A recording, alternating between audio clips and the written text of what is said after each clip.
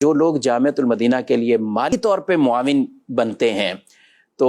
آج دیکھ رہے ہیں ماشاءاللہ، آپ حضرات کو بھی دیکھ رہے ہیں، دل خوش بھی ہوتے ہوں گے کہ ہاں یار 97 میں کوئی کسی کا ذہن بنا کر لایا ہوگا، کوئی ویسے کسی نے مدرسے کو باقاعدہ کچھ مالی طور پر مدد کی ہوگی، تو ان کے لیے بھی یہ پراپر یہ صدقہ جاریہ اور کیا ان کو حاصل ہوگا؟ بالکل، مسلم شریف کی حدیث پاک ہے، سرکار دو عالم صلی اللہ علیہ وسلم نے ارشاد فرمایا اذا مات الانسان انقطع عملہ، انسان مر جاتا ہے اس کا عمل منقطع ہو جاتا ہے، الا من ثلاثۃ، مگر 3 اعمال ایسے ہیں کہ وہ قبر میں چلا جائے تو اس کو وہاں بھی ثواب ملتا رہتا ہے۔ تو فرمایا اس میں سے من صدقۃ جاریہ، ایک تو صدقہ جاریہ ہے، مسجد بنوا دی، مدرسہ بنوا دیا، کوئی ایسی چیز بنوا دی کہ پیچھے سے اس سے لوگ فائدہ اٹھاتے رہیں، وہاں عبادت کرتے رہیں، وہاں علم دین حاصل کرتے رہیں۔ دوسرا فرمایا علم ینتفع بھی، ایسا علم جس سے لوگ نفع اٹھاتے رہیں، جس سے نفع اٹھایا جاتا رہے، لوگ نفع اٹھاتے رہیں۔ اب جس نے جامعہ بنوایا اس سے لوگ جو پڑھ رہے ہیں وہ اس علم سے وہاں سے فائدہ اٹھا رہے ہیں، کسی نے تصنیف کی ہے اس کو پڑھ رہے ہیں، لوگ فائدہ اٹھا رہے ہیں، کسی نے پڑھایا ہے اس کے طالب علم اس سے سیکھ کر آگے پڑھا رہے ہیں، تو یہ بھی علم نافع ہے جس سے فائدہ اٹھایا جا رہا ہے۔ تیسرا فرمایا ولد صالح یدعو لہ، ایسا نیک بچہ جو اس کے لیے دعا کرتا رہے۔ مولا علی قاری رحمۃ اللہ تعالی علیہ اس حدیث کے تحت لکھتے ہیں کہ یہاں پر یدعو لہ کی قید اتفاقی ہے، احترازی نہیں ہے، مطلب یہ ہے کہ بچے کی اچھی تربیت کی ہے، اس سے پڑھایا ہے، دین پڑھایا ہے، اگر وہ اس کے لیے دعا نہ بھی کرے تو یہ نیک اعمال کرے گا،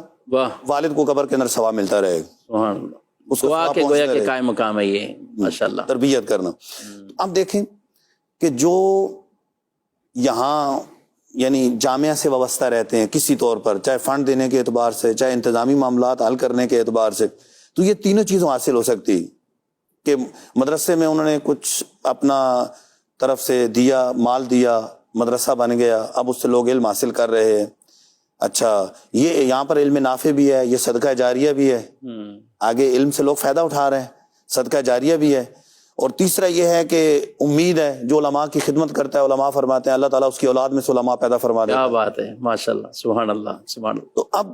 اگر اس حدیث پر عمل کرنا ہے تو آ جائیں پھر جامعۃ المدینہ کی طرف، ماشاءاللہ، مالی طور پہ تعاون کریں، دوسروں کو ترغیب دلائیں، وہ علم دین حاصل کریں۔ نبی پاک صلی اللہ تعالیٰ علیہ وآلہ وسلم کے جو افضل الانبیاء ہونے پر گفتگو کی گئی ہے نا، دلائل دیے گئے ہیں کہ سب سے افضل ہمارے آقا علیہ الصلوۃ والسلام ہے، اس میں سے ایک بات یہ ذکر کی گئی ہے کہ ہر نبی کی امت کے جو اعمال کا ثواب ہوتا ہے اس کے نبی علیہ السلام کو بھی ملتا ہے۔ تو نبی پاک صلی اللہ علیہ وسلم کی امت کے ثواب کے حوالے سے ایک گفتگو یہ کی گئی کہ ایک تو ساری امت کا ثواب نبی پاک صلی اللہ علیہ وسلم کو مل رہا ہے جو سب سے زیادہ امت ہے، اور دوسرا یہ کہ امت میں جب کوئی شخص دوسرے کی ہدایت کا سبب بنتا ہے، ایک شخص دوسرے کے لیے ثواب حاصل کرنے کا ذریعہ بنا،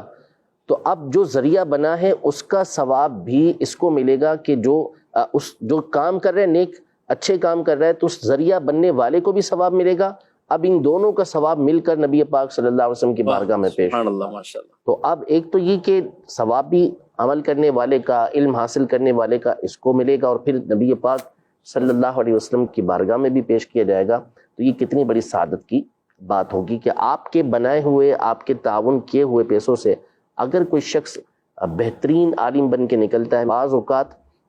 کوئی جملہ ہوتا ہے کہ جو لوگوں کی زندگی کو تبدیل کر دیتا ہے، اور پھر اس کے بعد نتیجہ امام اعظم کی صورت میں نکلتا ہے، امام بخاری کی بخاری شریف کی صورت میں نکلتا ہے۔ تو اسی طرح اگر آپ نے کچھ ایسا تعاون کیا کہ مدرسہ بنا، جامعۃ المدینہ بنا، اور پھر نتیجہ یہ نکلا کہ اس میں سے کوئی عالم ربانی نکلتا ہے، بہت بڑا کوئی امام بن کے نکلتا ہے، تو اس کا ثواب آپ کی نامہ اعمال میں یہ پیش ہوتا رہے گا، اور وہ لوگ آگے عمل کریں گے اس کے علم کی وجہ سے، آپ کو بھی اس کا ثواب ملتا ہے۔